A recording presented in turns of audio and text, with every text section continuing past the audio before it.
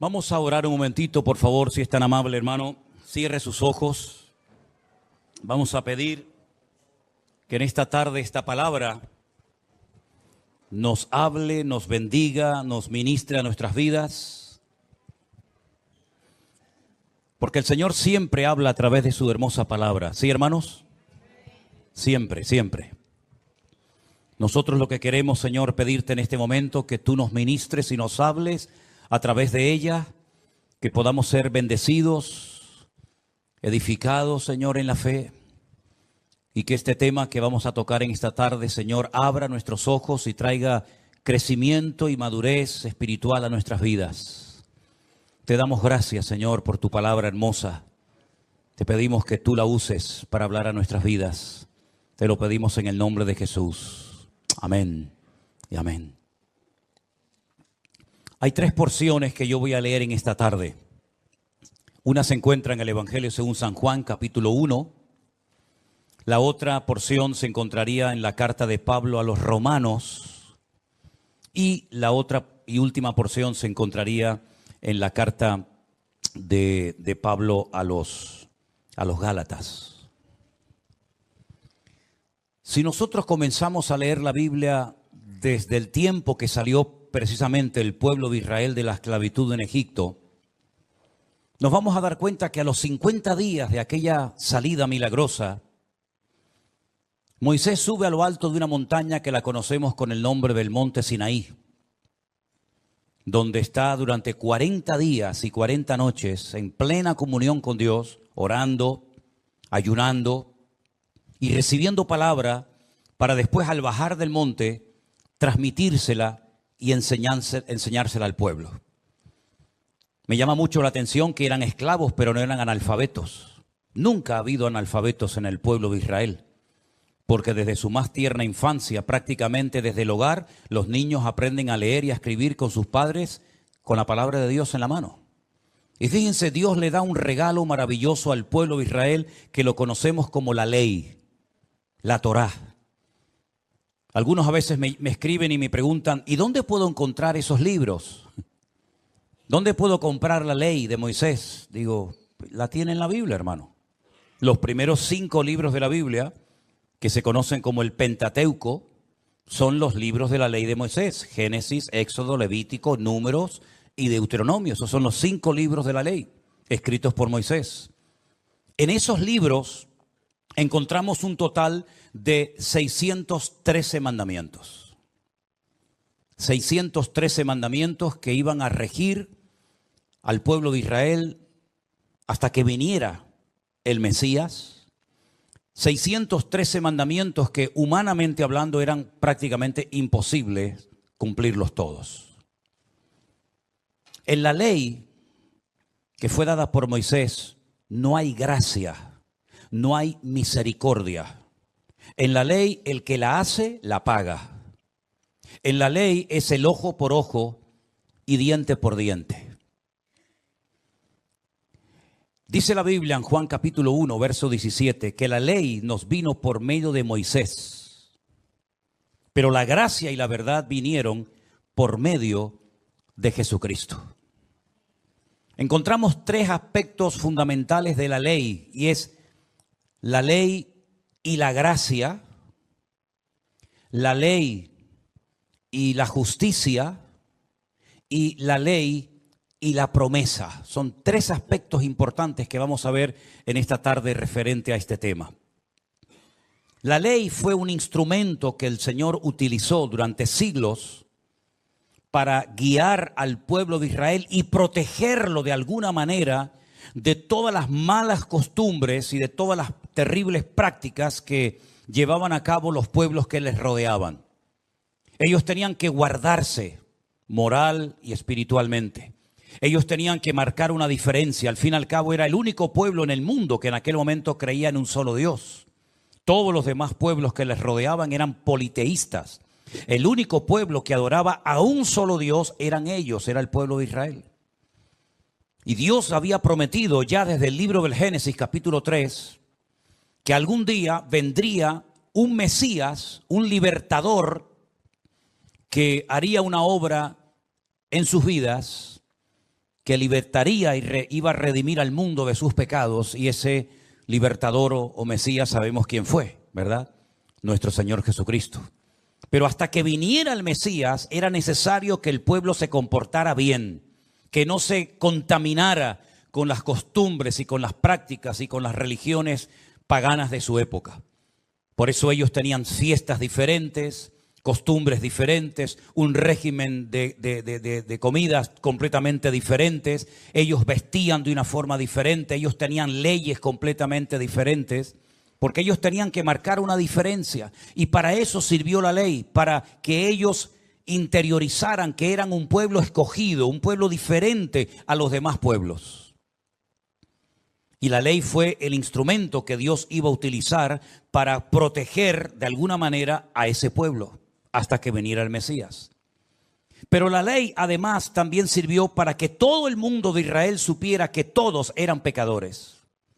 Porque la ley siempre iba a señalar en dirección al pecado de la persona que lo cometiera. Y desde el más grande hasta el más pequeño, nadie se escapaba. Todos eran pecadores y la ley lo dejaba muy claro. Y no solamente la ley indicaba que todo el pueblo era pecador, sino también hablaba de las consecuencias que vendrían por el hecho de pecar y de apartarse de los caminos del Señor. Todo eso lo iban a encontrar en la ley. Y finalmente en la ley se iban a dar cuenta de que eran totalmente incapaces de cumplir con las exigencias y con las expectativas que Dios tenía para cada uno de ellos. Así que en cierto sentido podríamos decir que la ley era como un espejo que reflejaba la realidad del hombre en su relación con Dios. Un espejo que reflejaba la realidad de sus vidas.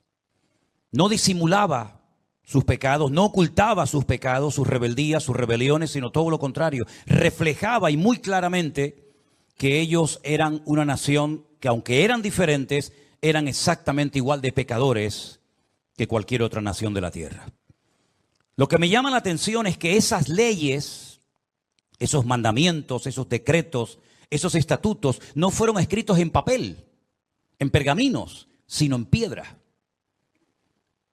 No solamente los 10 mandamientos, sino que Moisés seguramente invirtió mucho de su tiempo para que todos estos 613 mandamientos y todas las fiestas y ceremonias y liturgias y rituales también fueran escritas en piedra, para que el viento, la erosión, la arena del desierto no terminara borrando lo que Dios un día les había dicho en el monte Sinaí. Así que la ley vino a través de un instrumento llamado Moisés. Dios lo escogió a él para que sacara al pueblo de la esclavitud de Egipto, para que le entregara y enseñara la ley al pueblo. Pero dice la Biblia que la gracia y la verdad vinieron no por medio de la ley ni de Moisés, sino vinieron por medio de nuestro Señor Jesucristo. Amén, hermanos. Así es que no solamente el Señor enseñó la ley, los 613 mandamientos, sino que en su deseo de volver a restaurar al hombre en su comunión con Dios, cuando el Señor Jesucristo vino, no solamente recordó la ley que les había dado en el desierto a través de Moisés, sino que les enseñó otro modelo, otro estilo de vida. ¿Y cuántas veces encontramos al Señor Jesucristo diciendo, oísteis que fue dicho, mas yo os digo, ¿verdad? Oísteis que en el Antiguo Testamento, en la ley se decía ojo por ojo y diente por diente. Mas yo os digo, amad a vuestros enemigos, perdonad a los que os ofenden, etcétera, etcétera. Así que el Señor da un paso más en ese anhelo, en ese deseo que Dios tenía de volver a restaurar la comunión del hombre con su Dios. Ahora, si nosotros nos vamos, por ejemplo, al libro en el Nuevo Testamento también, el libro de Romanos, en el capítulo 3, encontramos otro aspecto muy importante de la ley, y es el tema de la ley y la justicia de Dios. ¿Cuántas veces hemos hablado del amor de Dios? Y no hacemos mal en hablar del amor de Dios, porque dice la Biblia que Dios es amor. Pero también hay que recordarle a la gente que Dios es justo, un juez justo. y que Él hace justicia y que Él nunca nos va a tratar injustamente, porque iría en contra de su esencia, en contra de su naturaleza.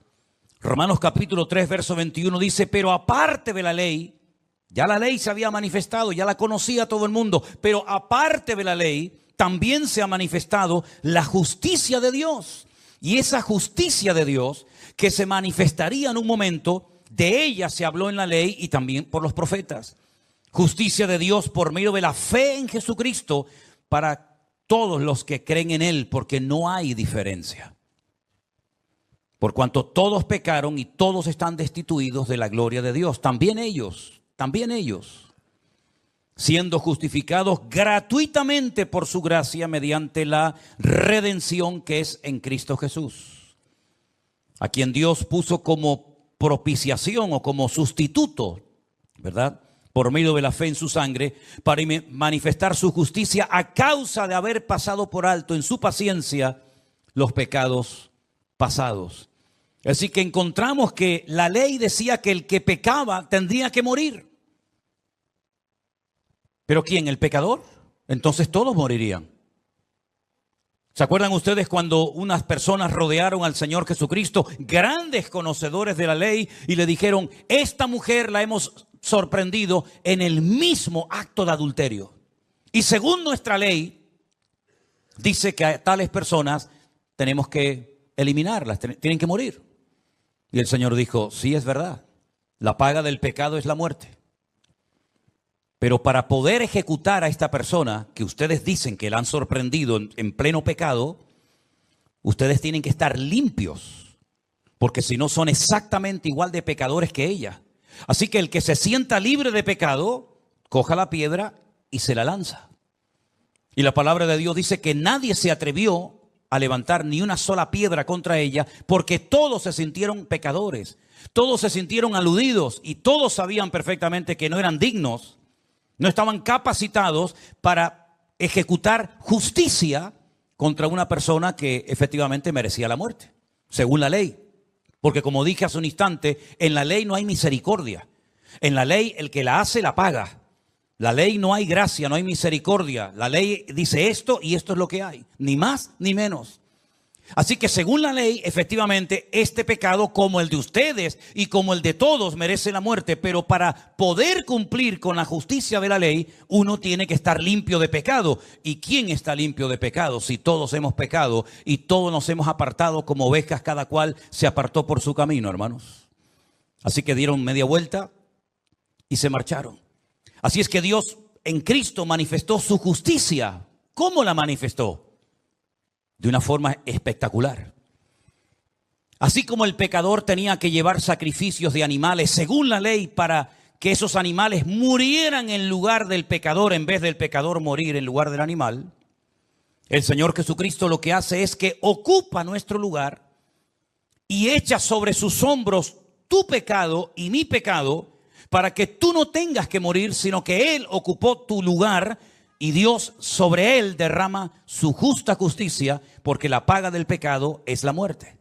Y él, que era inocente y justo y santo y limpio de toda maldad y de todo pecado, él se autoinculpa del pecado de toda la humanidad. Y entonces, como él decide hacerse pecado por amor a nosotros, no le quedó más remedio al Padre que ejecutarlo en una justa justicia en la cruz del Calvario. Así que esa justicia de Dios se manifiesta en la persona de Jesucristo. ¿Cuál es la diferencia entonces, podríamos decir, entre la ley y la gracia? Que en la ley la oveja moría por el pastor. En la gracia el pastor muere por la oveja. ¿Cuántos dicen amén? En la ley había una serie de prohibiciones y el que las quebrantara moría. Pero en la gracia Dios concede favores y concede beneficios a los que creen en Él. La ley exigía la muerte del pecador. En la gracia, la vida del Cordero, la vida de Cristo, se aplica a nosotros. En la ley no hay misericordia, en la ley no hay gracia. En la gracia de Dios, en el Evangelio de Jesucristo, la misericordia de Dios se manifiesta porque ya la deuda ha sido cancelada por alguien que la pagó en mi lugar, y ese alguien sabemos que fue nuestro Señor Jesucristo. Amén, hermanos. Ahora bien, en Gálatas hay un aspecto aún más profundo del tema de la ley. En Gálatas se nos dice que antes de que Dios le diera al pueblo de Israel por medio de Moisés la ley, había dado una promesa a un personaje llamado Abraham. Volvamos a leer en Gálatas capítulo 3 a partir del verso 10, donde la palabra de Dios dice: porque todos los que dependen de las obras de la ley están bajo maldición. ¿Por qué? Porque la ley decía: maldito todo aquel que no permaneciere en todas las cosas escritas en el libro de la ley para hacerlas. Es decir, había una ley, valga la redundancia, en la ley, que decía que cuando una persona no se mantenía en la obediencia de los 613 mandamientos de la ley de Moisés, esa persona contraía una maldición. Esa persona estaba bajo maldición. Pero claro, si nadie podía cumplir con la ley, ¿quiere decir que todos estaban bajo maldición? Efectivamente, todos estaban bajo maldición, porque nadie podía cumplir los 613 mandamientos.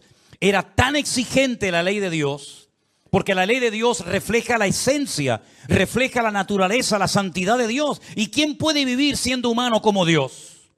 Esa fue la gran mentira que Satanás intentó meterle en la cabeza a Adán y a Eva cuando le dijo: no van a morir, sino que lo que ocurre es que Dios no quiere que hayan otros dioses que le hagan la competencia y lo desplacen a Él. El día que ustedes coman de ese fruto prohibido, ustedes van a pasar de humanos a divinos. En vez de ser humanos, van a ser dioses. Y como Dios no quiere que nadie le haga la competencia, pone esta prohibición, pero en el fondo lo que tiene es miedo de que Él sea desplazado de su lugar. Es increíble ver cómo Adán y Eva creyeron la gran mentira que Satanás les estaba vendiendo y la compraron. Y cuando ellos prueban de aquel fruto prohibido, sea cual sea, la Biblia dice que se llevaron una tremenda desilusión porque siguieron siendo humanos, y ahora peor que antes, porque ahora eran incluso humanos condenados a la muerte. Y por lo menos antes eran humanos, pero no iban a morir. Ahora eres humano y encima ahora vas a morir, te vas a enfermar, te vas a debilitar, ya los animales se van a volver en tu contra, ya la tierra no dará con la fuerza con la que había dado, etcétera, etcétera. Por lo tanto, en el Antiguo Testamento, todos los que querían estar bajo la ley estaban bajo maldición, porque nadie podía cumplir con las tremendas exigencias de la ley. Dice: por las obras de la ley nadie se va a justificar delante de Dios, dice Pablo. Es evidente, porque hay un versículo que dice que el justo, por la fe, no por la ley, sino por la fe, vivirá. Y la ley no es de fe. El que hiciere estas cosas vivirá por ellas. Pero Cristo, gloria a Dios por este versículo, hermanos, Cristo nos redimió de la maldición de la ley, porque Él se hace maldición, porque escrito está: maldito todo aquel que es colgado en un madero. Es decir, fijaros qué sabiduría de Dios tremenda. Todo el que infringía la ley de Moisés era maldito. Pero también la ley decía que cuando una persona era muerta en un madero, en un pedazo de madera o en una cruz, ponga usted el término que quiera, también quedaba maldito.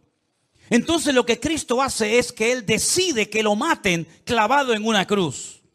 No de una lanza, no decapitado, no ahogado en el mar de Galilea, sino en una cruz, en un madero. Para que de esa manera Él también quede bajo maldición. Y todo el que quedaba bajo maldición quedaba convicto de su pecado. Entonces lo que Cristo hace libre y voluntariamente es convertirse en un pecador voluntario, ocupando tu lugar y el mío, para que así no tengan que morir todos por uno, sino que uno muera por todos. Y ya no sean animales inocentes los que tengan que morir por los hombres, sino ahora es el hombre, ese uno, ese Mesías, el que muere por todos los pecadores, y de esa manera cancelar la deuda y pagar el precio de nuestra redención y de nuestra libertad. ¿Cuántos dicen amén? Por eso el que vive bajo la ley no es libre, porque la ley produce religiosidad, fariseísmo. La ley incluso hasta motiva, sin querer, el orgullo, porque cuando eres capaz de cumplir con un montón de cosas, puede ser que presumas y digas, yo he cumplido con esto. De hecho, hay una historia en la Biblia de un hombre que sube al templo a orar y en vez de alabar a Dios, en vez de glorificar al Señor, en vez de darle gracias al Señor por todo lo que el Señor ha hecho por él, lo que hace es todo lo contrario. Él comienza a presumir de lo que él ha hecho para Dios. He ayunado, he diezmado, he hecho esto, he hecho lo otro. Y en vez de reconocerse indigno e incapaz, lo que hace es que presume de que ha cumplido con una serie de cosas de la ley. Y dice la Biblia que bajó a su casa sin ser justificado por el Señor. Porque todo el que se exalta será humillado y el que se humilla será enaltecido. También aquel joven, cuando el Señor le dice, bueno, me estás preguntando qué te hace falta para heredar la vida eterna, cumple con todos los mandamientos. El Señor sabía que los había cumplido, pero quería arrinconarlo, quería confrontarlo con su cruda realidad. Eres una persona religiosa, has cumplido con toda la ley, o tú crees que has cumplido con toda la ley, pero te voy a poner a prueba, a ver si tu religiosidad te permite vivir por fe. Porque si eres tan religioso y has guardado todos los mandamientos desde tu más tierna infancia y te conoces la ley de Moisés de memoria, no vas a tener ningún problema en vender todo lo que tienes, darle todo tu patrimonio a los pobres y comenzar a poner en práctica el texto clave de la Biblia que dice: el justo por la fe vivirá. No te tiene que costar a ti ser un hombre de fe, porque tú sabes el Dios que tú adoras. Y dice la Biblia que se fue muy triste, porque su religiosidad, su orgullo religioso le impedía vivir por fe en la libertad gloriosa de los hijos de Dios, que ya no dependen de nada ni de nadie, porque esa es la verdadera libertad. La verdadera libertad es cuando tú te puedes levantar por la mañana y no dependes de nada ni de nadie para ser feliz. ¿Crees que es feliz el alcohólico que se levanta por la mañana y en lo primero que piensa es en cómo consigo dinero para emborracharme hoy? ¿O el drogadicto que se levanta a ver cómo consigo las dosis necesarias para poder paliar mi necesidad? Son auténticos esclavos. Pero la persona cuando se levanta por la mañana y puede decir: gloria a Dios, no necesito de nada ni de nadie para tener paz en mi corazón, esa persona es verdaderamente libre. Y Cristo lo que quería era traer libertad a ese corazón que era un esclavo de su religiosidad, porque lo que estaba haciendo es que estaba engordando, estaba potenciando su ego. Él se creía religioso, se creía digno y presumía delante de los demás: todo esto lo he guardado desde mi juventud, como diciendo, a mí no me hace falta de nada. Entonces, ¿para qué vienes a mí? ¿Por qué notas que hay una insatisfacción en tu vida? ¿Por qué has cumplido según tú con toda la ley y tienes que venir a mí, un carpintero de Galilea, que me cierran las puertas de muchas sinagogas porque no quieren saber nada de mí? ¿Por qué me vienes a mí a hacer una pregunta y me dices qué te hace falta para heredar la vida eterna? Porque sabes en lo más profundo de tu corazón que tu religiosidad y la ley no traen libertad, sino traen insatisfacción al alma. Así que si quieres ser libre, yo te voy a enseñar cómo ser libre. Vende todo lo que tienes y empieza de cero y sígueme y aprende a vivir según mi modelo de vida y no según la ley de Moisés. Y no fue capaz. Porque el religioso es un esclavo de sus tradiciones, de sus costumbres, de sus rezos, etcétera, etcétera. Porque la gracia de Dios es lo único que puede traer libertad al corazón del ser humano. El religioso puede caer en el orgullo. El que vive bajo la gracia, si la entiende bien, no le va a dar nunca lugar al orgullo en su vida. ¿Por qué? Porque sabe que en la ley todo depende de lo que yo haga. En la gracia todo depende de lo que Él ha hecho por mí. Yo no tengo méritos. En la ley sí tengo méritos. He ayunado, he diezmado, he ofrendado, he hecho esto. Entonces yo tengo un mérito. Yo puedo llegar a presumir y a sentirme superior a los demás y a menospreciar a los demás porque mi ego se ha entronizado. Mi ego es el que controla mi vida.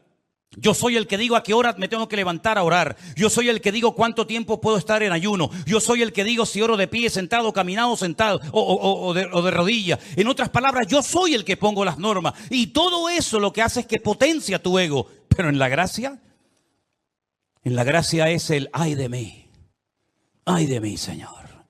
En la gracia es ¿qué puedo hacer, Señor, para salvarme? En la gracia es ya no vivo yo. mas vive Cristo en mí. En la gracia es, Señor, sálvame que perezco. Toda la ley que sé, todos los mandamientos que he aprendido, no me van a salvar de nada, sino que me voy a hundir en las aguas de este mundo. Pero cuando clamo al Señor, dice la Biblia, clama a mí y yo te responderé y te enseñaré cosas grandes y ocultas que tú no conoces. Pedro se podía haber hundido y se podía haber ahogado sabiendo toda la Biblia de memoria. Y si él clamaba a Moisés para que lo sacara de las aguas tempestuosas del mar de Galilea, no serviría de nada. Si él clamaba y comenzaba a decir los 613 mandamientos de memoria, que probablemente muchos se lo sabía. Si él comenzaba a decir cuántos diezmos y ayunos hizo. Si él comenzaba a decir cuántas veces dio las primicias. Si él comenzaba a decir todas las veces que había subido a Jerusalén para celebrar la fiesta de Shavuot, la de Pesaj, etcétera, etcétera. Se iba a morir ahogado en el mar de Galilea. Porque el peso de la religión lo que iba a hacer es que lo iba a hundir como si se hubiera puesto una piedra de molino al cuello. Pero cuando él reconoce su impotencia, su incapacidad, y clamó al Señor, inmediatamente el Señor dice que asió de él y lo sacó y le dijo: Pedro, ¿por qué dudaste? ¿Por qué dudaste? Porque en la gracia no es lo que hacemos, en la gracia es lo que creemos. Es la dependencia constantemente de nuestro Dios. Así que en este primer domingo del año tú tienes la oportunidad de decidir bajo qué modelo vas a vivir tu cristianismo, tu comunión, tu relación con el Señor. En el hacer, en el esfuerzo propio y personal, o en el de ya no vivo yo, mas vive Cristo en mí. Hoy tú tienes la capacidad y tienes que tomar la decisión. ¿Qué tipo de relación tú vas a desarrollar con el Señor? Si vas a ir acumulando tesoros y glorias personales y en un momento determinado ponerlas encima de una mesa como diciendo, pues ya no hago esto, no hago lo otro, no hago esto, no hago esto, hice lo otro. O vas a decir, Señor, de nada sirve lo que yo haga. Porque si no es por la gracia y por la misericordia de Dios, no sirve absolutamente nada todo lo que sé, todo lo que he aprendido, porque no es por la ley, es por la gracia. ¿Y qué es la gracia? La misericordia. ¿Qué es la misericordia? Tratar a una persona mejor de lo que se merece. ¿Y no nos ha tratado a nosotros el Señor mejor de lo que merecemos? ¿Quién puede decir a mí el Señor no me ha tratado como yo me merecía? Bueno, si el Señor nos hubiera tratado a nosotros como nos merecíamos, probablemente ninguno de nosotros estaría muerto, estaría vivo, todos estaríamos muertos. Pero Él ha aplicado su misericordia en nosotros, de tal manera que hoy nos permite alabarle. Hoy nos permite tomar pan y vino y no caer muertos en su presencia en pleno culto. Hoy nos permite el Señor decir gloria a Dios. Hoy nos permite el Señor decir soy un hijo de Dios. Tengo mi nombre escrito en el libro de la vida y no caer muerto ni fulminado al instante. Porque el Señor ya no escribe su ley en piedras. El Señor dice que ha escrito su palabra en sus corazones. Porque en la ley de Moisés se escribía en piedra, en el Nuevo Testamento, bajo el Nuevo Pacto, se escribe en corazones de carne. En el Antiguo Testamento se quitaba el prepucio en la circuncisión en el varón. En el Nuevo Testamento se circuncida el alma, se circuncida el espíritu, el corazón de la persona, para que la persona no dependa de sí mismo, sino dependa única y exclusivamente del Señor. ¿Cuántos dicen amén? Dice la Biblia, versículo 14, para que Cristo Jesús, la bendición de Abraham, alcanzase a los gentiles, a fin de que por la fe recibiésemos la promesa del Espíritu. En la ley de Moisés, en el Antiguo Testamento, Pablo dice que había una ley interna que no se veía. Claro, la ley de Moisés te la podían enseñar, mira, aquí está. Pero había una ley interna que operaba dentro de la naturaleza humana, que él la llama la ley de la carne. Y dice que aunque tú quisieras esforzarte y aunque tú quisieras agradar a Dios, nunca ibas a poder hacerlo. Porque la ley de la carne estaba dentro de tus miembros y es como la ley de la gravedad. La ley de la gravedad, creas o no en ella, existe. La ley de la gravedad hace que estemos ahora mismo sentados y no salgamos volando y salgamos de este culto, de este templo, de esta iglesia, volando, porque es algo que nos atrae constantemente, nos tira hacia abajo. Y esa es la ley de la carne, una ley que nos tira hacia abajo, Una ley que quieres agradar a Dios, pero siempre hay algo que haces mal. Una ley que te impide agradar a Dios según las exigencias y las expectativas de Dios. Pero dice Pablo, pero hay otra ley que si quieres es mucho más poderosa que la ley de la carne, que es como la de la gravedad, que atrae hacia abajo. Es la ley del espíritu de vida. Y es una ley que dice que cuando el espíritu de aquel que murió y resucitó al tercer día, cuando el espíritu que estaba en él entra dentro de ti, ese espíritu te eleva y ese espíritu te levanta y te permite vivir en victoria todos los días de tu vida. En una libertad, no en un libertinaje, sino en una libertad que te permite superar esa ley terrible que es la ley de la gravedad. Es como, por ejemplo, cuando nos montamos en un avión. ¿Qué es lo que hace que un avión se levante? Un avión, cuando lo ves desde afuera, tú dices, ¿cómo es posible que este avión tan inmenso que pesa toneladas, con cientos de maletas dentro, con cientos de personas dentro, cómo es posible que se levante? Si hay una ley de la gravedad que atrae los cuerpos hacia la tierra.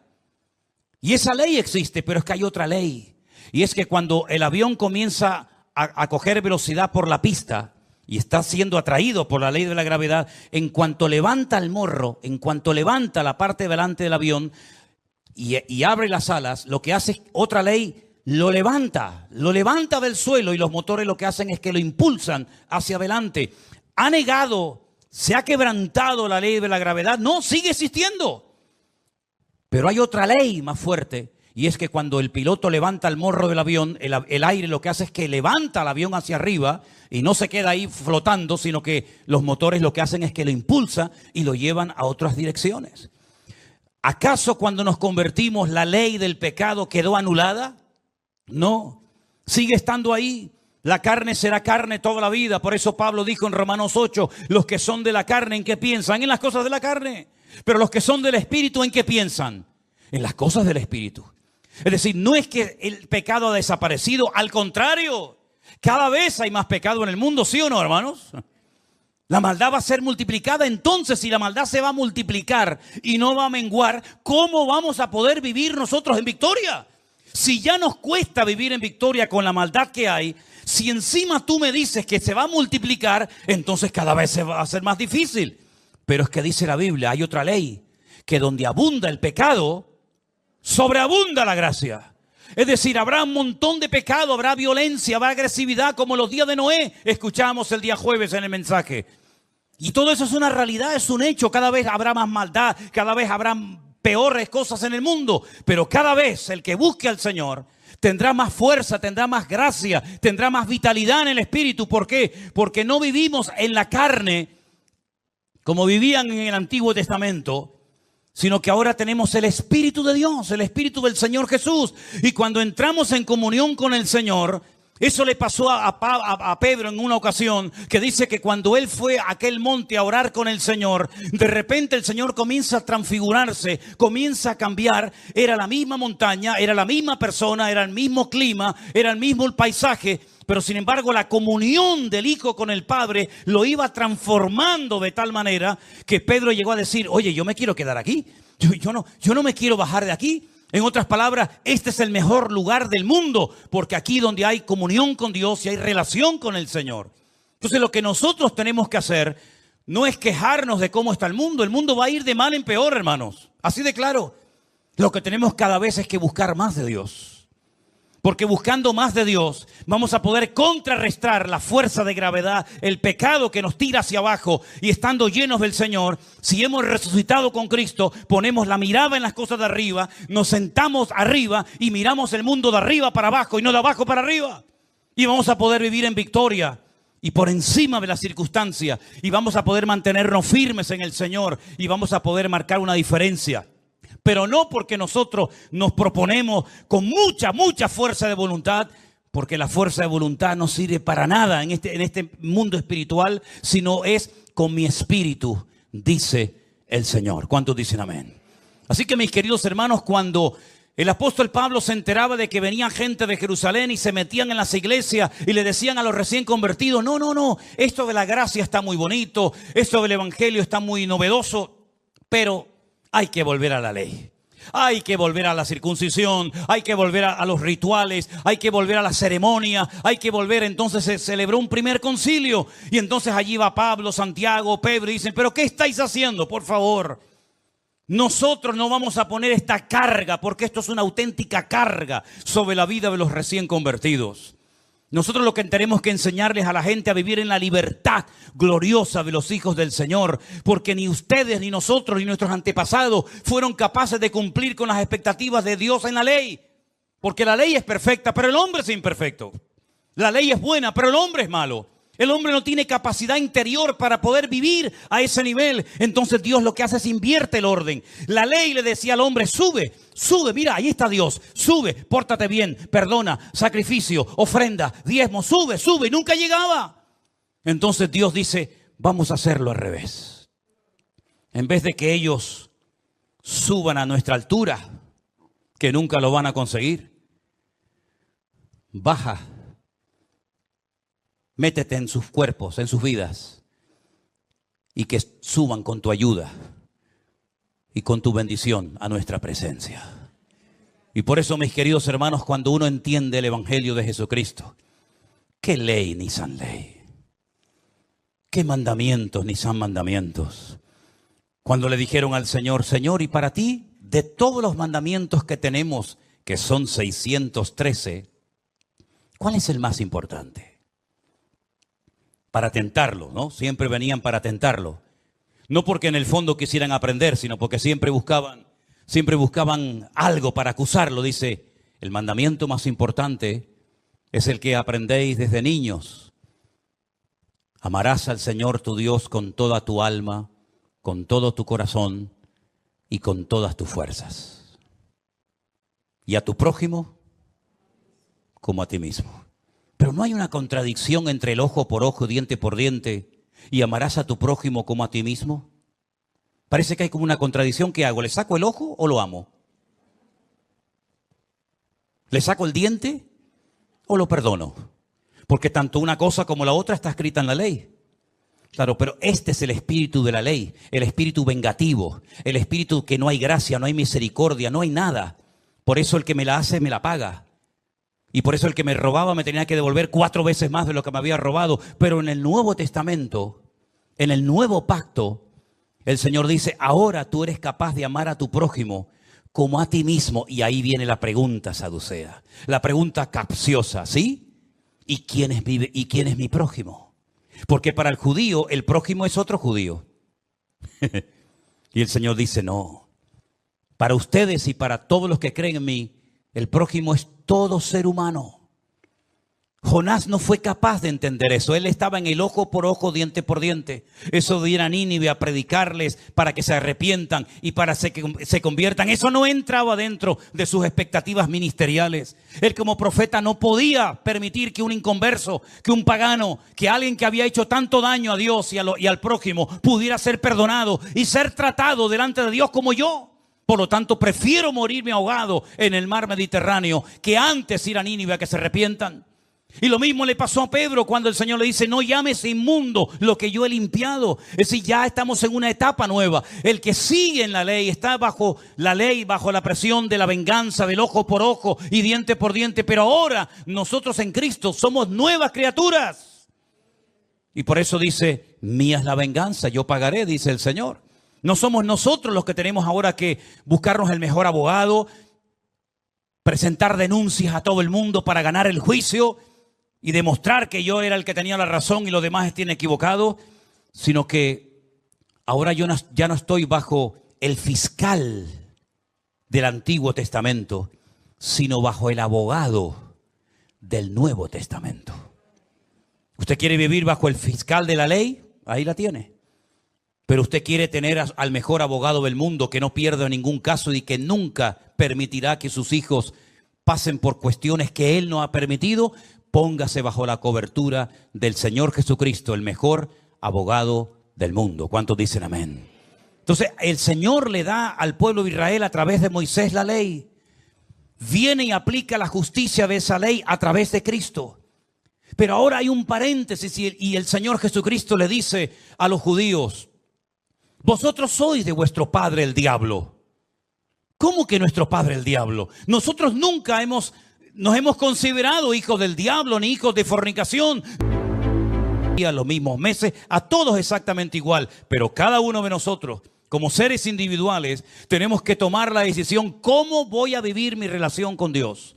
¿Bajo la presión de la ley, normas y preceptos y cumplimientos, o en esa libertad gloriosa donde el Espíritu de Dios habla a mi corazón, me confirma a través de su palabra su verdad, y cuando me reúno con mis hermanos puedo compartir las virtudes de aquel que me llamó de las tinieblas a su luz admirable? ¿Cuántos dicen amén? Cierra tus ojos en esta noche, mi querido hermano y amigo.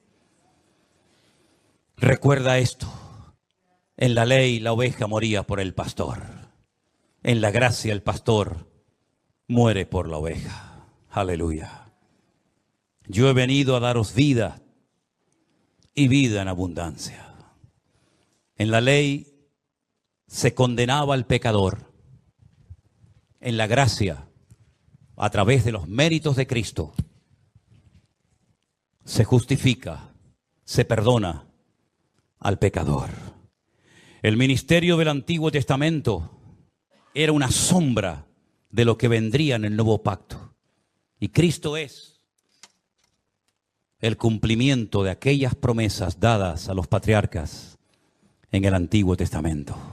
Hermanos queridos, goces en esta tarde de estar bajo este nuevo pacto, dándole toda la gloria y la honra a nuestro buen Dios. Aleluya. Bendito sea tu nombre, Dios. Gracias, Señor Jesús. Yo voy a pedir a los pastores que están aquí en esta tarde que suban aquí a la plataforma